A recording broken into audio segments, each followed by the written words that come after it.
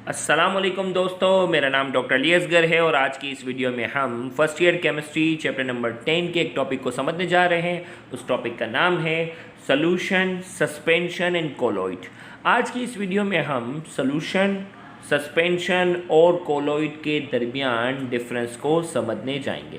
तो आज के इस लेक्चर को शुरू करने से पहले एज़ यूजुअल आपसे रिक्वेस्ट करेंगे कि अगर आपने अब तक हमारे इस चैनल को सब्सक्राइब नहीं किया जो कि सिंध बोर्ड टीचिंग के नाम से है, तो काइंडली आज ही आप हमारे इस चैनल को सब्सक्राइब करें और साथ ही साथ बेल आइकन को लाजमी क्लिक करें ताकि हमारी अपलोड करदा तमाम इंपॉर्टेंट वीडियोज़ की नोटिफिकेशन भी आपको रिसीव हो सके। तो आइए हम स्टार्ट करते हैं सबसे पहले सोल्यूशन की डेफिनेशन। सोल्यूशन हमारे पास क्या है? A homogeneous mixture of solute and solvent such that individual component can not be distinguish. Solution जो है वो क्या है? एक होमोजीनियस मिक्सचर है। अब होमोजीनियस मिक्सचर किसका है? सोल्यूट जो चीज़ डिज़ोल्व होने वाली है, सॉल्वेंट जो डिज़ोल्व करती है। मिसाल के तौर पर शुगर को, चीनी को पानी के अंदर में क्या करूं? चीनी को पानी के अंदर में क्या करूं? डिज़ोल्व करूं तो क्या बनेगा? सोल्यूशन बन जाता है। सोल्यूशन जो चीनी डिज़ोल्व होने के बाद हम एक ऐसा मिक्सचर बनता है जो क्या होता है? होमोजीनियस होता है। हम डिफ्रेंशिएट नहीं कर पाते कि इसमें चीनी के ज़र्रात कौन से हैं, चीनी के पार्टिकल्स, शुगर के पार्टिकल्स कौन से हैं और वाटर कौन सा है। तो वो मिक्सचर जो वो क्या कहलाता है? Homogeneous.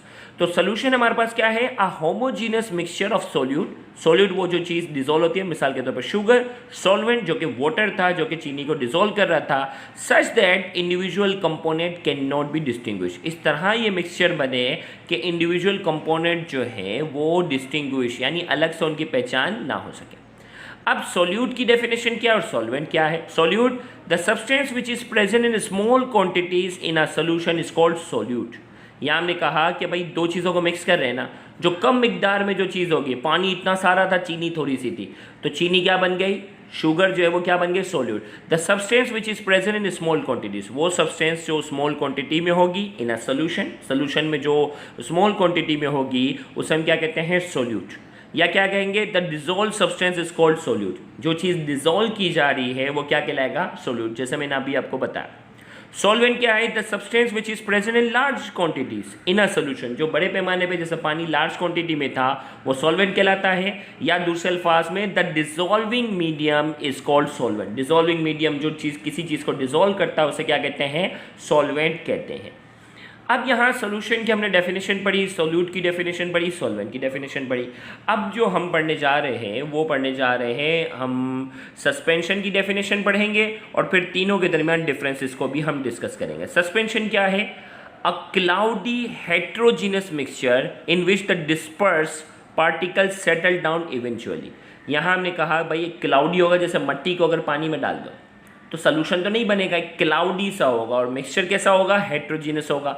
In which the disperse particle settle down, और जो मट्टी के ज़र्रात होंगे वो कुछ देर के बाद क्या हो जाएंगे? नीचे सेटल डाउन हो जाते हैं, तो वो कहलाता है सस्पेंशन। क्या कहलाता है? सस्पेंशन। तो सस्पेंशन क्या होगा? क्लाउडी होगा, हेट्रोजीनस मिक्सचर होगा और उसमें पार्टिकल्स जो होंगे वो क्या होंगे?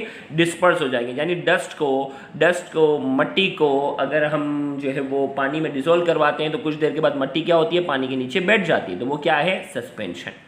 इसी तरीके से कोलॉइड क्या है? द ट्रांसल्यूलेंट। देखो एक होता है ट्रांसपेरेंट, ट्रांसपेरेंट वो होती है जिससे लाइट सीधा प्रॉपर्ली गुजर जाए, आर पार हो जाए। ट्रांसल्यूलेंट वो होगी जिससे लाइट का कुछ हिस्सा गुजरेगा, चमक प्रोड्यूस होगी। Heterogeneous mixture of microscopic disperse particle in a dispersion medium that does not settle down. भाई कोलॉइड जो है वो भी क्या है? हेट्रोजीनियस मिक्सचर है। मिसाल के तौर पर मिल्क की बात कर लो, मिल्क की बात करो, ब्लड की बात करो। ब्लड में क्या होता है? रेड ब्लड सेल होते हैं ना।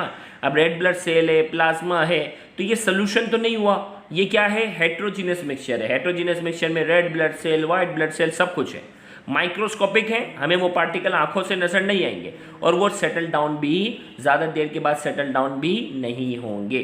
तो हमने कहा ये क्या है? कोलॉइड जो है वो ट्रांसल्यूलेंट सब्सटेंस होता है, वो भी हेट्रोजीनियस मिक्सचर होता है जिसमें माइक्रोस्कोपिक पार्टिकल्स जो होंगे वो सेटल डाउन नहीं होंगे। यानी इन शॉर्ट सोल्यूशन जो है वो होमोजीनियस मिक्सचर है, सस्पेंशन और कोलॉइड जो है वो हेट्रोजीनियस मिक्सचर है। सस्पेंशन में हेट्रोजीनियस मिक्सचर क्या होगा? हेट्रोजीनियस मिक्सचर के जो पार्टिकल्स होंगे वो सेटल डाउन हो जाएंगे, जबकि कोलॉइड के अंदर जो हेट्रोजीनियस पार्टिकल होंगे उनके जो पार्टिकल्स होंगे वो सेटल डाउन नहीं होंगे। अब पेपर के अंदर अगर हम बात करें कि अगर आपके सामने डिफरेंसेस आ जाएं सोल्यूशन कोलॉइड और सस्पेंशन के दरमियान। तो सबसे पहले हम बात करेंगे पार्टिकल्स की size. Very small particles solution के अंदर लेस देन 1 नैनोमीटर, इनकी जो ज़रात होते हैं वो 1 नैनोमीटर से छोटे होते हैं।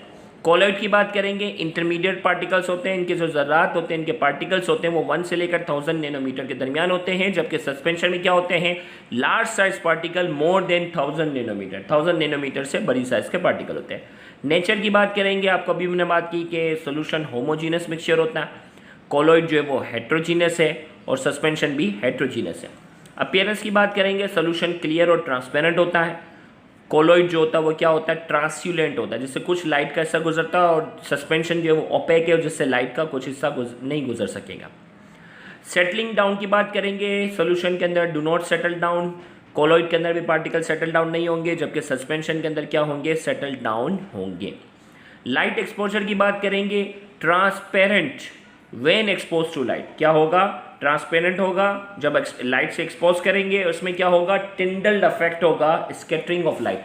अब मैं टिंडल इफेक्ट की आपकी टेक्स्ट बुक से डायग्राम भी मैं आपको बताता हूँ कि ये टिंडल इफेक्ट क्या है जो कि कोलॉइड के अंदर होता है।